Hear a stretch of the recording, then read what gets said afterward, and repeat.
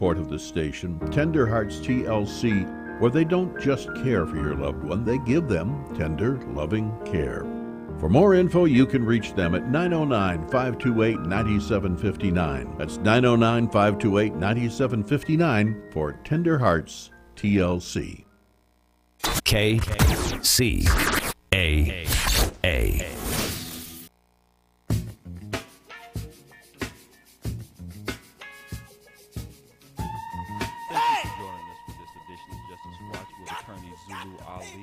I am Attorney Zulu Ali with the Justice Watch crew, Rosa Nunez, Michael Clark, and Dr. Akil Bashir.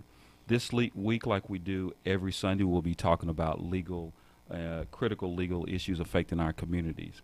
This week, we'll be talking about hate crimes in the justice system, and joining us in our discussion today will be Brother Imam Terry Talib Major, who is the resident Imam of the Islamic Development Center of Moreno Valley.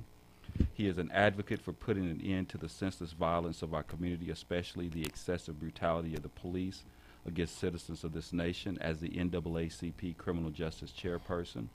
He was a co-creator of the Blurred Lines program sponsored by the NAACP, focused on ensuring that body cameras became the standard gear for local law enforcement. He has been married over 30 years and is a beloved son, uncle, father, and grandfather, and he is a charter member of the San Jose State chapter of the Phi Beta Sigma fraternity.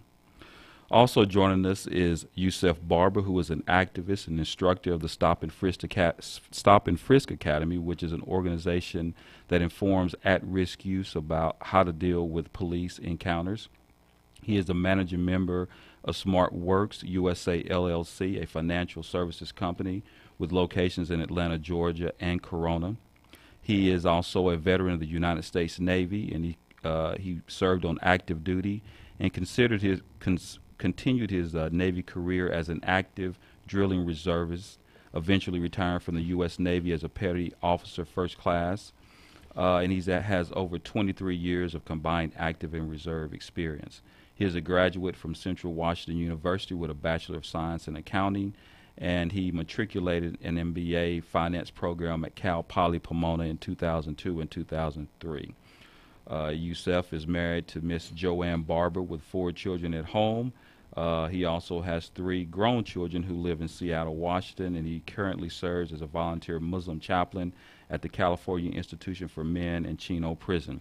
So I want to thank both of my guests for being here today. Now, one of the things that I wanted to talk about with regards to hate crime is that, it's one of those things that sometimes is kind of very difficult to define when you talk about a hate crime. And I think that basically the definition of a hate crime is a crime that is based upon a bias or prejudice against a particular membership group. And usually the protected group really stems around race, religion, sexual orientation, gender, and those sort of things. And I think that with hate crimes, it's one of those type of criminal acts that tends, number one, I don't believe that the prosecution rate is nowhere near as high as it should be. And I'm kind of going to give like 2 scenarios with regards to hate crimes and how on one side, it could be both a slippery slope. You have one group of individuals who believe that when you talk about hate crimes, there tends to be some sort of issue with regards to their First Amendment rights. For example, if someone happens to, place a swastika or burn a cross or do something like that in the act of a criminal act, then there tends to be this argument, which I don't believe is a well-founded argument, that these are acts that may infringe on an individual's First Amendment speech rights, right? And that there tends somewhat possibly to be some sort of, line between what an individual can do, as long as this particular act does not particularly harm an individual. Can it just be a vandalism, or can it be something that, without the harm of another individual, without prosecuting them, without going to the extent of finding it to be a hate crime? Then you have the most obvious crimes that centers around those acts that specifically, lingers around the fact that someone has been physically harmed. A few days ago, there was actually an incident with a school teacher, and I don't know if anybody's familiar with it, where there was actually a teacher who was addressing a student, and when he addressed the student, he basically had a noose. Right? Is that right, Rosa? Am I right about that? Yeah, that's right. Yeah. And basically, by threatening the kid with a noose, then it became an issue where the kid says, well, he did not feel at the moment, he did not feel that there was any danger. But I don't believe that basically should be the criteria, or actually is the criteria when you begin to start determining whether something is a hate crime. Because I don't believe that we've gone as far as we should be with the anti-lynching laws as well. I mean, a lynching should be automatically considered to be a hate crime, but in most jurisdictions, in many jurisdictions, a lynching is not automatically considered to be a hate crime when it should be. Now, the one thing about hate crimes is that it's one of those type of crimes that kind of focuses on this whole idea of a hatred towards a particular group, but it doesn't actually take on the format, or it doesn't take on the form of necessarily the violent act that comes with it. So in other words, if you have an individual who confronts somebody and they actually commit some sort of physical harm to that individual, should it be a hate crime? I mean, where are we at with it? And now that we're seeing a rise in hate crime, especially with the political climate that we're in right now, with the president, we see what happened is it Charlottesville? Yeah, Charlottesville, where you said that both sides were where he said that there were good people on both sides. So here you got these individuals who are going out and they're doing these things, and it's not being enforced because the policies as they are, there's a difference between law and policy. And I don't want to I want to get to you guys, but I kind of want to make people kind of understand what the issues I believe are when it comes to the issue of hate crime legislation and enforcement of hate crimes. Is that basically policies and institutions are based upon paradigms, right? So you basically have a certain paradigm within our society that basically we have a law enforcement system and a community that basically has throughout time and throughout history has been used to this system where it's okay to discriminate against individuals, right? And crimes that are committed as a result of this discrimination has just basically been a fabric of our society, and this is based upon a paradigm. And then so basically whenever there becomes an issue of there being unless there's a paradigm shift, then when you switch policies without switching the paradigm, then basically what you do is there's no effect behind it. You see what I mean? Institutions are built upon these paradigms, but unless you do something to change the paradigm, then the policies and the institutions pretty much stay the same. And so what is happening is when it comes to this legislation and the slow enforcement of it, is that without changing our paradigm and the way that we're dealing with things, until we begin to start changing this paradigm, then it's going to continue to exist. And now you have a president who basically built a format or built his campaign on those individuals, individuals who are fine with those types of ideologies. And so since he built his campaign on the people and individuals who are okay with those types, and he said it, I mean, basically he's on record by saying that basically, if I ran, I would run as a Republican because you will, tell them anything and they'll believe anything, right? And so basically that is kind of what he did. He ran his campaign on that, and what we have done in this society is that we're a society that can't differentiate between training and an education. See, because really hate is ignorance. And degrees at institutions of higher learning is a training. So no matter how educated you are or think that you are, the institutions you go to, if you're ignorant, right? And so basically, and then what he does is he's appealing to these ignorant people. And by appealing to ignorant people, then basically he, that's his platform, because these people kind of ride with that, right? Yeah. And so now that you've got, this increase in hate crimes, the question is, what do we need to do, Imam, to deal with, or at least what do you think would be an effective way to deal with our increasing hate crime crisis? Well, you hit on a point with the ignorance. To hate somebody because of something that they didn't control is, you think about the times that you've been blamed for stuff, that it wasn't your fault, you didn't do it, but somebody is just blaming you and crucifying you. To do that to people is ridiculous. The ignorance factor that the president is stirring up amongst the masses is really a pitiful testimony for our nation. It affects everybody. We all get a black eye internationally when we run around looking like the Three Stooges, with a suit on. It really is bad, and I don't know. I've thought about this long and hard. I don't know quite which way we go, but definitely we have to be able to get to a point where we can sit down across the table with people who have disagreements and come to some type of consensus that we can all abide by. Okay. I agree with that, and that goes back to the whole issue of we have a society of trained individuals, but people who are just not educated. And you can go to Harvard, you can go to Yale, you go to an Ivy League school, but if you're ignorant, they can train you, but they're not educating you.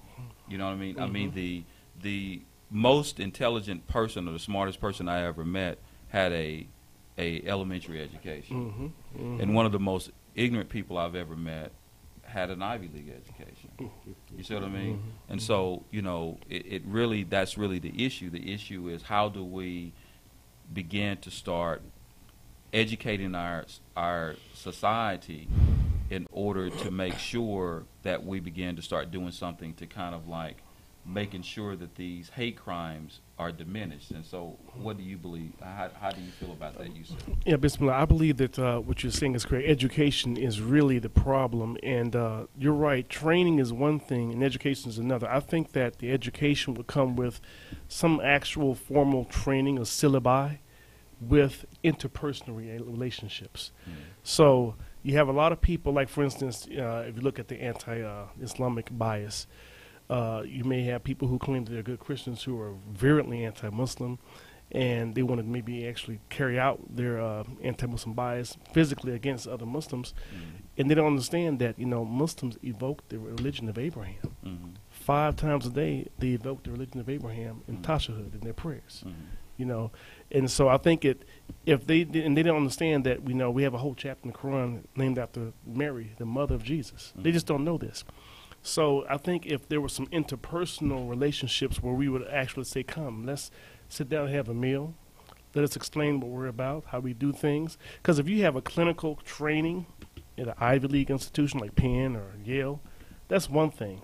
But it's not going to really sink in until you get that practical on-the-job training where you actually work with other people. Say, hey, man, I know Brother Zulu. He's a good man. So he may be of a different religion, but he's a really good man. Family man, has the same values that I have. So I think we got to try to figure out how to have this bridge where we get the training mixed up with the interpersonal relationships so we can get the education. You can't get educated unless you actually sit down and walk a mile in somebody's shoes. Otherwise, you'll never, ever really understand. You'll have the training that's clinical, but it won't sink in. It won't penetrate the psyche unless you say, hey, no, I've lived around this person. I've worked with this person. I've been to workshops with this person, and, he's of a different faith or a different race. And you know what? He's good people, man. And, he comes from good stock. And he wants the best for his family and the best for society and his community. So, I can't condone this Charlottesville, blood and soil garbage anymore. Right. Yeah, I think that when you start looking at You know, I always say that basically it's like the law. You know, you have the letter of the law and you have the spirit of the law. And sometimes what happens is that when it comes to the issue of understanding someone's spirit, then, you know, you can have someone that can read, you know, or know the Bible from the beginning to the end, verbatim, every word of it, and utilize it, for example, by saying that, you know, it's been justified to for, you know, the slave trade, for the lack of a better term, because it was more than just the slave trade. Or when they say, you know, that the first slave ship was named Jesus. And then you can take that based upon the fact that you've misinterpreted what it actually means, right? But the reality of it is that we know that when you have the spirit of it, because I know Christians, and as I said before, you know, I grew up in the church, and I know that people don't feel that way. That's not the spirit of what you're you know, trying to invoke. So the spirit of what you're trying to do is more important than the letter of it. And that's, for example, when you talk about the Prophet Muhammad, peace be upon him, he was unlettered. He could not read, nor he could not write, right? And so if you take a person who's unlettered and they understand the spirit of it, they can still invoke the spirit of it. You can be a hafiz. You can read the Quran from the beginning and know it all the way to the end, or whatever the case may be. But if you don't understand the spirit of it, it really doesn't matter. I mean, the spirit of a man such as, you know, Thurgood Marshall, who understood the importance of the law, the importance of what it means to protect people, though that's what you're dealing with when you're talking about specific individuals. But unless you're able to touch people from a perspective where they understand the spirit of what the law is really about, or the spirit of what it's like for us to get along as a nation and in our communities, then, you know, you're going to continue to have these things that actually happen. And then it doesn't make it any better when you have an administration, when you have people in positions of power who basically are using that position of power to expand on that ignorance. Right? There's nothing more dangerous than ignorance, and that's really what you've got going on when it comes to the issue of hate crimes. I mean, there's you know, with hate crime legislation and new hate crime laws, and also, you know, giving, you know, enhancements for hate crimes. The problem is that although you have this expansion of legislation, you don't really have an expansion of enforcement, and that's where I'm going with it. Is that when you have legislation and when you have laws, because we can talk about laws all day, but unless you begin to start figuring out ways to make prosecutors and law enforcement officers begin to start really enforcing them, then it really isn't going to make much of a difference, you know. And I think that that's where we are, is that we do not have, in the administration of justice, we don't really have those prosecutors who, you know, like the war on drugs, there should be a war on hate. With that same intensity that they went out for individuals involved in drugs, if you begin to start going after, let's go after the hate crime the same way. Let's begin to start really locking those people up and giving them the same type of enhancements that they're given in these you know, gang cases and drug cases. I mean, if you're a member of a nationalist organization that's involved with that, let's infiltrate those things the same. When you got gang units, have hate crime units the same way. How do you feel about that? You know, well, I think that you have to get to, eventually this conversation has to go where people hide. This is a Judeo-Christian nation, and with a large Muslim population. This conversation has to surface on Sunday morning, where people are hiding behind the rhetoric of a particular book, knowing that the actions that they hold in their heart are totally contrary to what they say they believe and the reason they got out of bed and drove to church in the first place. So at some point, we have to have a meeting of not only minds but hearts, where people can literally, people, look, if your humanity and your human excellence doesn't push you to the front of the line, your heritage shouldn't have anything to say about it either. I mean, just because I was born the son of whomever doesn't make me better than you, If I haven't worked on my human discipline, my human excellence, I can't read and write. I got 3 teeth in my mouth, but now I'm better than you because of the side of the tracks that I grew up on. This is ridiculous. But, you know, if I go somewhere where my stinking thinking is supported, then therein lies the danger, because now I'm normalizing behavior that is objectionable. It's unacceptable. Yeah, and to chime in on what Imam Talib was saying, and also the piggyback, what you were talking about, having teeth with the legislation. I think that I recall Dr. King saying, you know, in response to critics, well, you know, you can't legislate the heart. He said, but yes, you can restrain the heartless. So I think that if we have, prosecutors are given more discretion to charge these particular crimes that are clearly hate crimes as hate crimes, and these would-be offenders understand that in addition to that 5 years or 3 years for the basic assault, we're going to do an enhancement, as you said, of another 5 years because of the hate component. Trust and believe. If they see a couple of their comrades, kind of, fall down to this enhanced enforcement, you're going to see a curbing, and it'll be basically what Dr. King said. You may not have been able to legislate the heart, but you certainly will be able to restrain the heartless. So I agree with you 100%. Just looking at this thing, when you say hate crime, it can be on the different levels. It can be race, it can be religion, it can be whether or not your sexual orientation, a crime against either or. And I think that this administration, they actually indirectly promote it. In other words, we heard our president come out and say, let's make America great again. I mean, and then when you boil down to it and you say, okay, what do you mean by that? I mean, common sense tell you that he wants it to go in a direction that is, to kind of like, let's change the dynamics of the country. Let's take it back like it used to be. And we know like it used to be is something that wasn't, beneficial for us. As African Americans, it wasn't beneficial to us. And I think that when we look at hate crimes, we can look at the police brutality all day long, and we call it like we see it. I mean, if young black men and brown men is being gunned down in the street every single day and it's being overlooked because someone is being exonerated because of such, and you walk around with a camera and you still being exonerated, I mean, this is hate crime in its rawest form. You can't call it no other way. So if we allow this to escape, and it's escaping daily, I mean, it has to be something. There has to be a shift. There has to be a change in administration, because we know that with the hate crimes, we've seen that. I believe the statistics were saying that, since he's been in office, that over 680 cases have been reported of hate crimes. But it's way more than that, because we're not looking at the police brutality. We're looking at this thing from a different perspective. So I think that there has to be a shift. Of course, we sit down at the table and we discuss these issues. But, when you got something coming down from the top of the administration saying, let's make this great again, what do you mean by that? Right.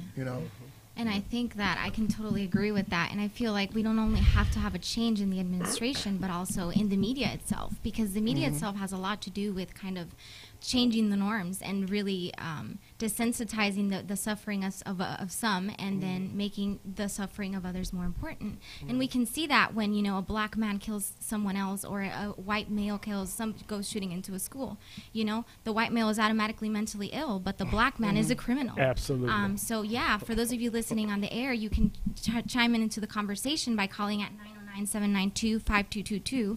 Once again, 909-792-5222. We would love to hear from you.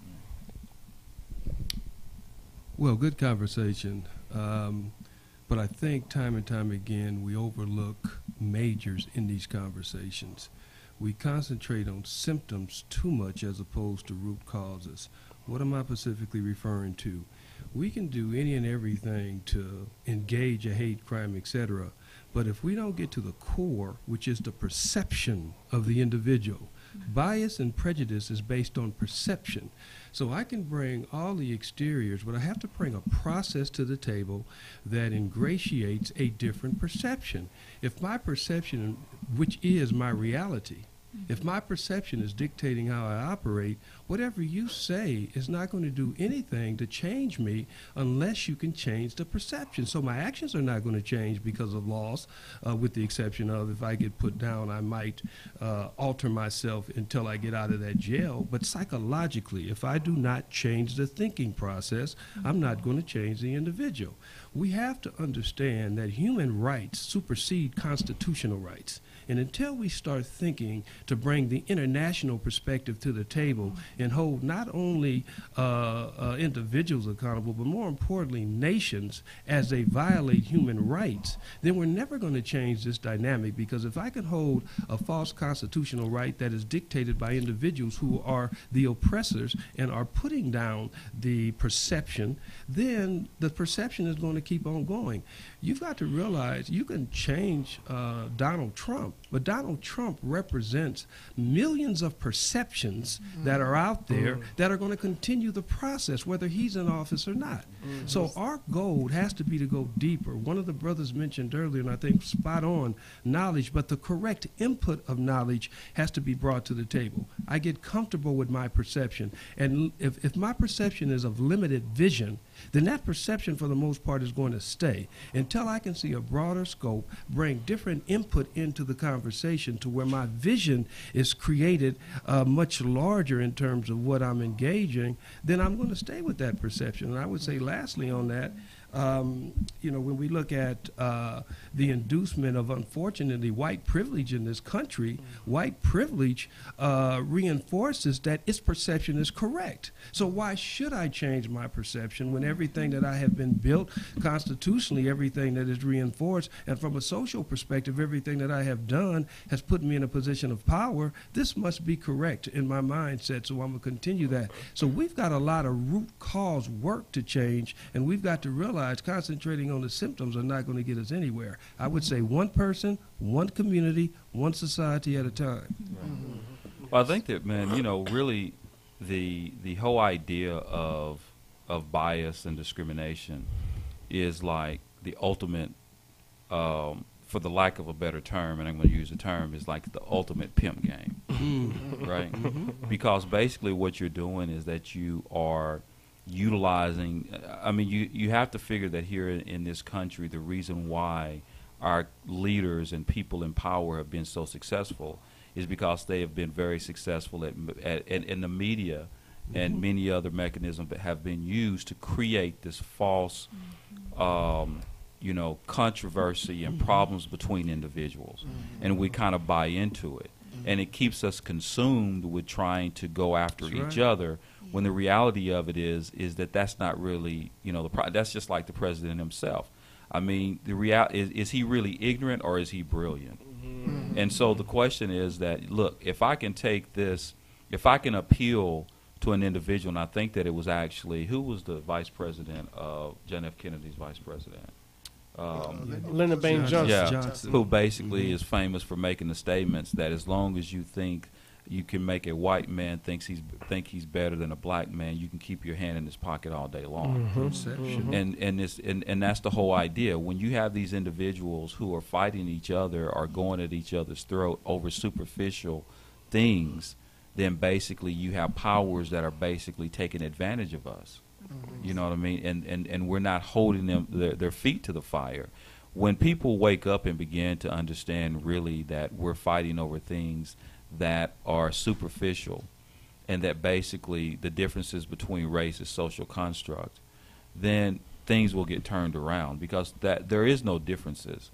These differences that we have between each other are made up differences, right? And we can, and basically there's always individuals that can go in and like I said, it's the race pimp game. I'm going to make these individuals go after each other and go at each other's throat and go at each other's neck, and and while I'm doing that, I'm going to take advantage of them. You see what I mean? And so that's kind of what they're doing. And when it is the divide and conquer is one of the biggest and most successful manners of controlling people that there is. And the reason why there's never been a coup in America is because we're fighting each other all day long, and we're not really holding our legislators accountable. And so when he comes in there and he makes that statement and then you got these people who are fighting in Charlottesville. If you're really the leader of this country, what should you say? You should say, look, you need to stop that. We're all Americans. This is not right. This is wrong. We need to get along with each other. We need to come together as a nation and get rid of all this hatred and all this bigotry. That is the dialogue and the narrative that you try to create. But when you create that type of dialogue and you create that type of narrative, then your popularity plummets, because then basically, you know, they begin to start looking at the substance instead of the shine, right? So the whole idea is when he says, you know, his whole campaign was, let's make America great. Let's build a wall. You know, it's all about immigration. And let's stop Muslims from coming to the country. Let's create this false, you know, issue about the demographics of the country and how it's changing. All of that is just completely crazy, and he knew people would bite on it. You know what I mean? So, you know, we need to get ourselves in a situation where, and as you were talking about, Imam, and everybody's talking about, you know, reaching across and kind of, you know, putting that, you know, forcing that narrative as to, because there's, for every action there's a reaction. So when you go in, so they go and they do this, then basically the response is going to be just as bad. So now you got these people fighting each other, and nobody's really coming in saying, you know what, we need to stop this. We need to come together and stop fighting each other over these superficial things, over the statutes, whatever you're doing, we're fighting each other. And when the President of the United States thinks it's okay, I mean, that's really powerful. You're abusing your position. And you should never use your position to ever justify any kind of acts of violence or separation.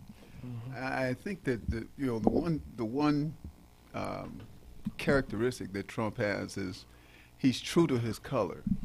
He really doesn't want to say anything constructive about racial tension, because he has no intention of being in a positive conversation dealing with race. You know, his family has been charged and sued for housing violations and different racial laws that they've violated. So he is true to form. He is who he says he is, and we have to acknowledge that. And I think one of the things you said about, you know, us, the society has been geared to fight against each other, but we're fighting. We're missing the point. You know, the point is, how can we as a humanity move forward together? But if I've been bred to think that my contribution to history outweighs your contribution, even though it's not supported by historical fact, it's supported by fantasy that was made up last week, then I'm in a world that has been crafted by somebody other than me. And the first thing you got to do is let me know that that's a fantasy, or that's a false world. Right now I'm thinking I'm the best thing since sliced bread and fried ice cream. You know, but the reality is I can't read. You know, I can't function in a human family without trying to impose my will over people. That my idea of getting along with people is dominating and controlling them. So I have nothing to offer the human family of substance other than violence and trying to get a leg up on whoever else I'm competing with. Not competing for the human destiny, but competing for nickels and dimes. And it's ridiculous. Yeah, and you know, Imam, and to piggyback on that, and you're right, that false, I call it the Archie Bunker. You know, remember he had a famous thing, I'm 1A, meaning I'm the white wasp male, and you're 1B, that's the person who's from like the lower European countries, and then you got the 2, I guess Hispanics, and the 3 would be us black people. A lot of these people are starting to realize that their crafted fantasy is being shattered, and they're having these things called deaths of despair.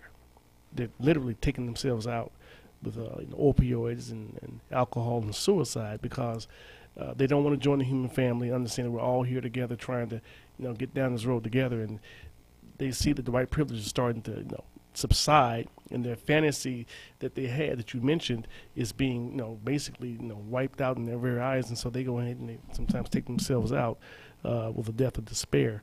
And so this is something that we could help, you know, with that situation by showing, hey, listen, we're all here in the same boat together. We're trying to do good for our families, good for everyone. We want our families to be able to grow up in a good community. right? So I'm in this community, you're in this community. Let's work together. You know, if we're at each other's throats, the community is going to be fractured and it's going to be tension. And, you know, the schools won't be good. The parks won't be nice. You know, the streets won't be safe. So let's try to work together. But one thing, we've got to be realists here, okay? If we're looking for Trump to change on GP, shame on us.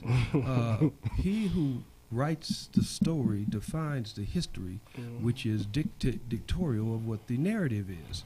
And if we're going to create perceptional change, we have got to speak the same language and find the common denominators of those individuals who are not from our ethnic origin, who are going through the same thing. We've got to, number one, be able to speak the same language. Number two, this is what we clearly have to understand, and I stress this time and time again.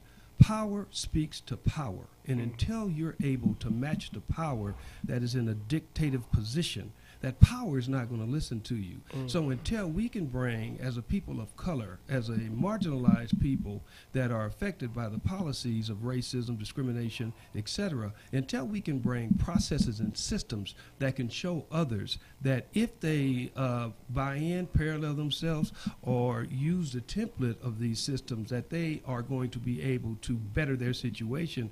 Remember, at the end of the day, it's the big six, but I'll just leave with two of those points.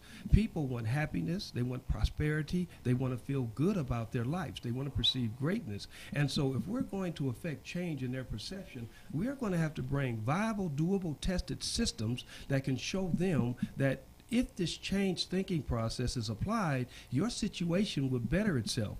And then that's going to be the type of generated power that is going to be able to come at the people who have that concept of Trump, or the people who have this oppressive, suppressive mindset that are in control, because they're not changing. They're benefiting off of this perception. And we've got to realize that. Right. Yeah, I mean, I think that one of the things that we have to begin to start seeing and understanding. I think that sometimes we look at it from the wrong perspective, and I like that you say that sometimes when you're looking at the whole issue of discrimination is that I never see myself as a victim. I do not see myself as a victim, right? And we have to begin to start understanding, you know, we're not a victim. Sure. You have to kind of look at it from a practical perspective.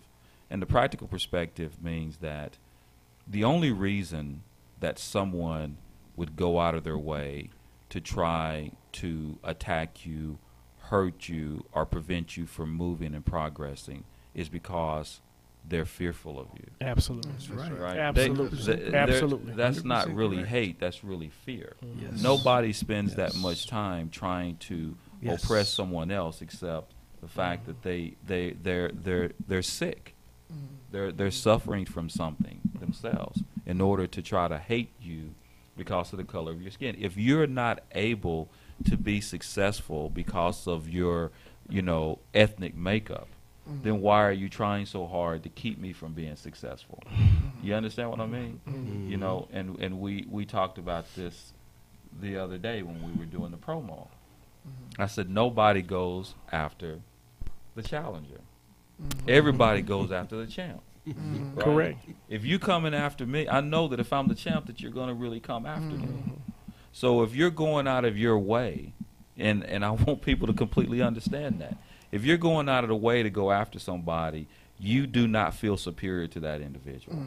That is not the act of superiority. Yeah. You're not a peasant. Yeah, subconsciously, I think you're exactly right. You know what I'm saying? I mean, nobody looks. You're looking right over someone that you think doesn't. The reason why you're actually going out of your way to go after individuals is because it's something within yourself. Absolutely, yes. It's a weakness within yourself. It's a sickness within yourself. And I think that basically the most important thing that an individual has on their person or in their home is their mirror. That's the most important thing, is your mirror. Looking when you're able to sit up there and look at yourself and understand what your shortcomings are and what's wrong with you, and accept the fact that you need to change and you need to become a better person, then you're doing something. And the reason why you're not looking in the mirror is because you don't want to see yourself. You see what I'm saying? And that's the problem. That really, what you said, that last statement is so true. You notice with this NFL protest, they don't want the players to bring attention to the ugly side of racism in America.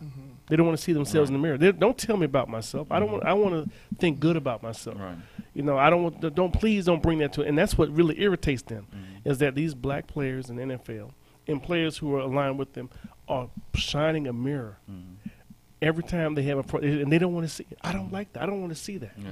And you're right. So they can't look at themselves in the mirror, and that's what's happening, is that they don't want to hear it. That's why they always try to shut down any type of protest that brings attention to the racial injustice or any other injustices going on in this world. Yeah, and I like the fact about bringing collective body of people together to have this open dialogue, about that. But the thing about that is this: oftentimes you find people with like minds are only the people that gathers together to discuss these issues. You're not going to find those individuals who are sitting in the confines of their home who has been taught this behavior, who learned this behavior from their parents and their grandparents. And so these are the people who actually sit back and silently do things. And I think, even with Trump, he just aggravates the situation with individuals. And that's why you see so many people that comes out, because he gave it voice. He gave it voice and he put it out in the forefront. And so that's why you're seeing people, coming out the crevices of their homes, coming out in the streets, doing these violent acts. And the fact that this behavior is being taught by the parents and the grandparents is one thing. But then on the flip side of it, when you look at what you say, you don't come after the challenger. You come after the champ. What about the champ? The one who invented the helicopter, the one who actually invented the cell phone, the one who actually, invented all of these things, which is not learned behavior with us. This is why it is so critical for us to be able to bring our children up and teach our children that you are the champ. Yeah. Not to teach them anything, to go after anyone in a violent manner, saying you go out and treat people differently, but to also to understand, to allow them to understand exactly they come from something that is rich. Yeah. So, like I say, it's just, it's what do we do about the individuals who are taught this behavior, because this is learned behavior. I think that you have two competing answers to that, at least in my mind. One is that, sometimes if you don't get up with things, you're going to get left behind. And I think that for us who are moving and who are more progressive in our thinking and understand really what's going on, I think that basically we need to start making that move. And I think that, the ones who are like thinking, who understand what's going on, we need to begin to start progressing and start moving, and the world is going to leave you behind. I think that really what happens is that I think the reality of it is that the people who would, I guess, traditionally be seen as individuals within the society that are being left behind are going to start surpassing those individuals because they're not really willing to move, with the world. And then and the world is passing you by, and it's the early. It's like this. This is what I think. I think that when it comes to the issue of what we're talking about, discrimination, we're talking about the issues of hate crime. I think that ultimately the casualties of what we're experiencing right now are not the subjects of these discriminations. So what I'm saying is that basically, I think that the future is going to, you're either going to have to get with the future or not.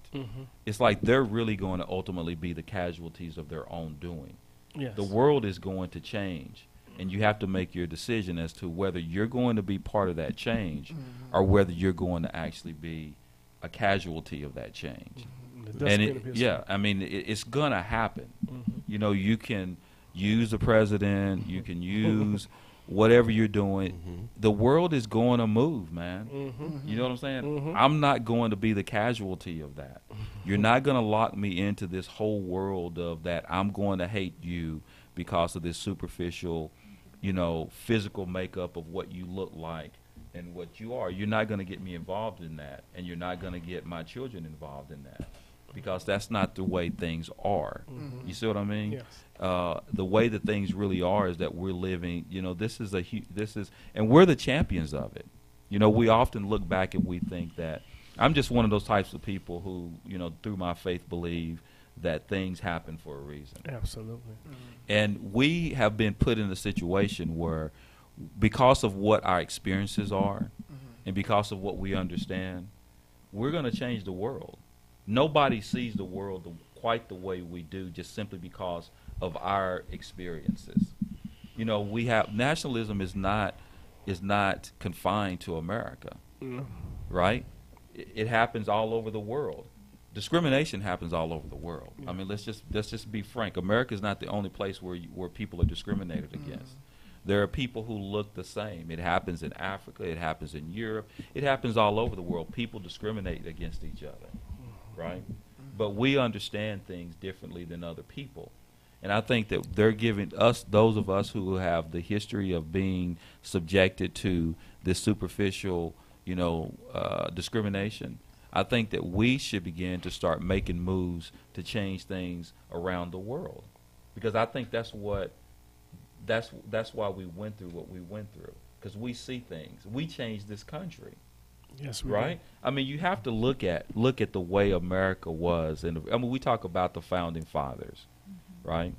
And we think, but America is a great nation, but you have to ask yourself, prior to Thurgood Marshall and Brown versus the Board of Education and the Civil Rights Movement and all those individuals, what would America have been like? Those people who are coming to this country that are experiencing the greatness of this country through the Civil Rights Act were the result of what we did, right? And when I say that, is that I'm talking about not only the African Americans, but those who are not African Americans who joined in that movement. But it was pushed because of that. So just imagine if that never happened. Let's just wipe that completely out of history. That moment in those periods, that period of time. Would America be the greatest nation? No. Not at all. So you see what I mean? So when someone sits up there and say, if you don't like it, then go back to your country. Well, look, you need to pump your brakes. You need to look at history, and you need to understand how we got here, right? This.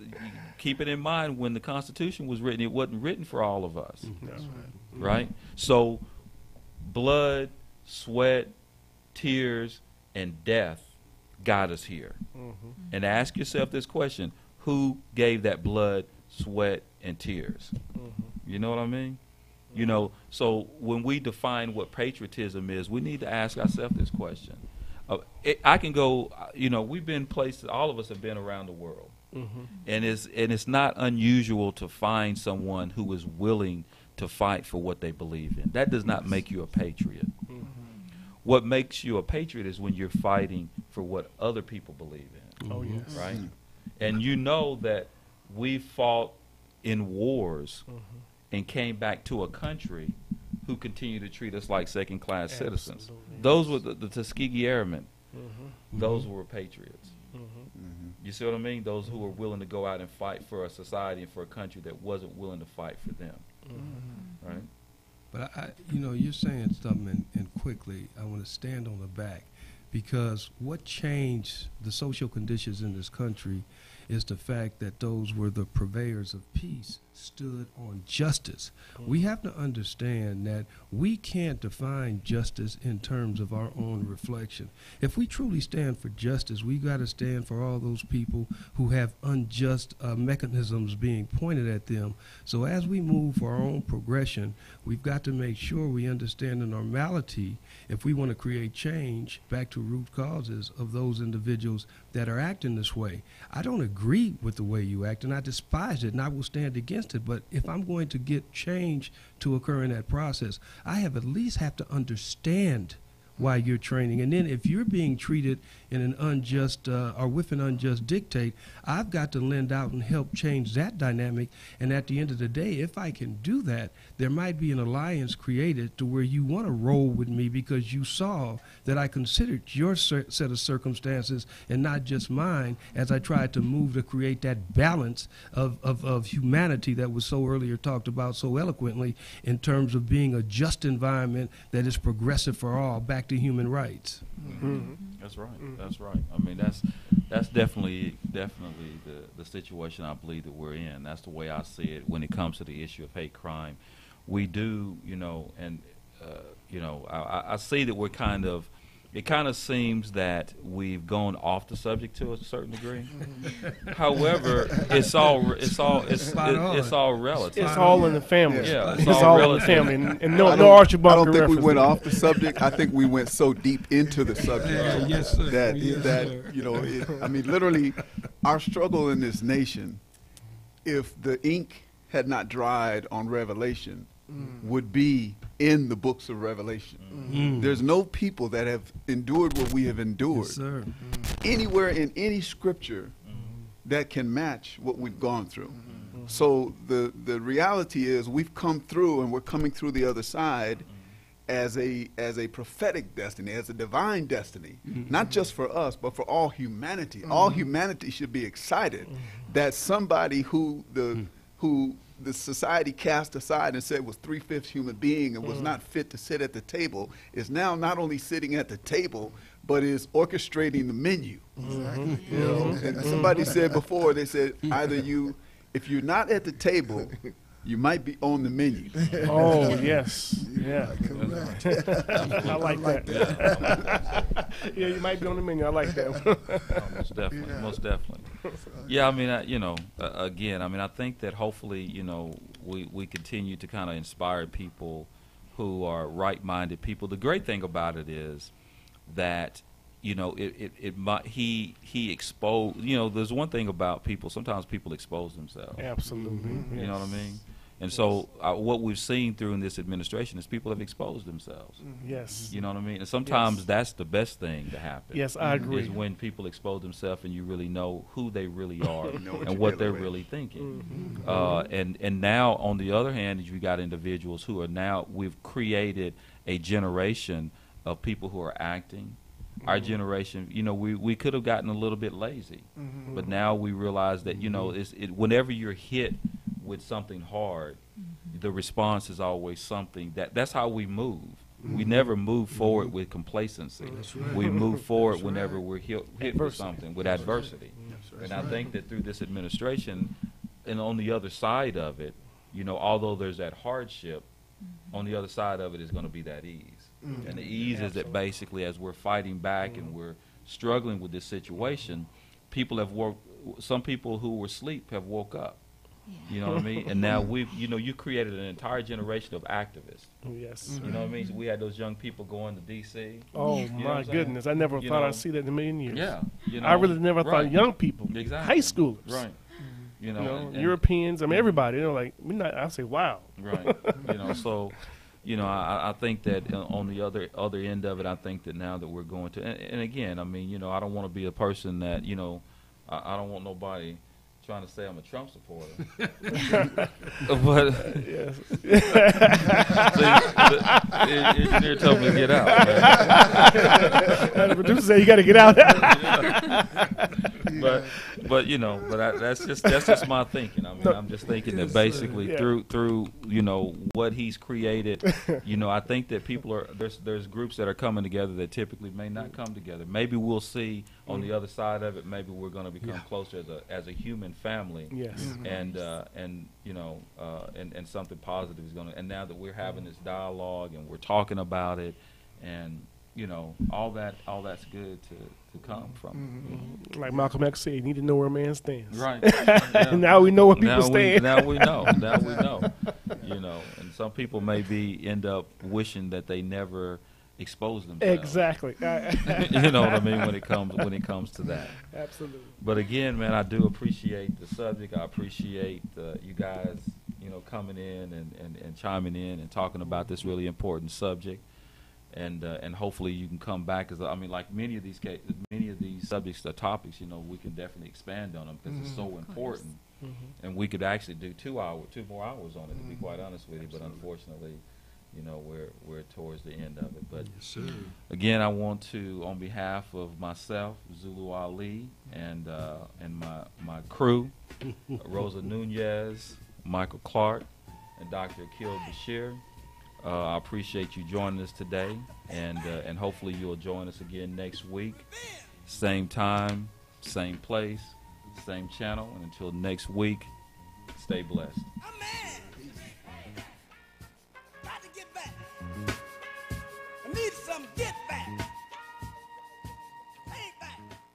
KCAA Loma Linda, 1050 AM, 106.5 FM, and now 102.3 FM. Your NBC Sports Radio update starts now. Busy night in sports. I'm Jeff Nathanson, checking what's happening right now in Major League Baseball. One game in progress, and that is the Yankees and the Mets. This one at Citi Field in New York City, where it's been drizzling. It's supposed to rain on and off throughout the night, so they're trying to get the game in. No score in the game so far. Both pitchers, Seth Lugo of the Mets, Luis Severino of the Yankees, throwing the ball pretty well. A couple guys have been on base. Right now, the Mets have a chance with 2 outs and a runner on second. Bottom of the third inning, Yankees and the Mets are scoreless. Other highlights from Major League Baseball today was the Blue Jays hammering the Orioles 13-3. Curtis Granderson unloaded a home run and 6 RBI. That's a career best for a single game. Indians dropped the Tigers 9-2. Cleveland's lead in the American League Central is 5 games right now. Corey Kluber got the win, his 10th of the season. Boy, he hasn't walked a batter. He didn't walk any today. Hasn't walked any in weeks, as a matter of fact. Giants beat the Nationals 2-0.